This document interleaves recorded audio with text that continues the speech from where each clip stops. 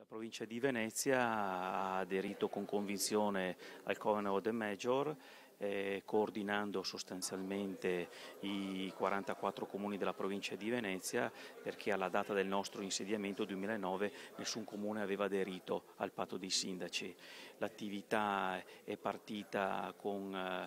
grande entusiasmo, vi è un lavoro interdisciplinare e multidisciplinare da parte non solo degli assessorati alle politiche ambientali, ma anche quello dei trasporti, della viabilità,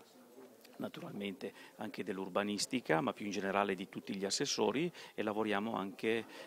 con convinzione con i tecnici che sono importantissimi dei comuni, con delle azioni anche formative. Abbiamo sottoscritto il patto dei sindaci alla Spezia, a Palmaria, all'isola di Palmaria, nel 2010, e in questo 2011 23 comuni della provincia di Venezia hanno sottoscritto il patto. Li stiamo accompagnando con dei finanziamenti anche specifici per la redazione dei PAES, i piani per le energie sostenibili, di azione per le energie sostenibili, e nel mese di novembre l'obiettivo che ci siamo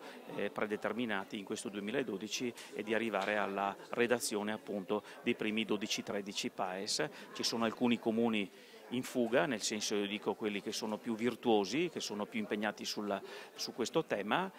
ma il gruppo degli altri comuni segue a ruota, per cui con soddisfazione possiamo dire che forse già dal 2013 qualche azione sul territorio si potrà cominciare a fare.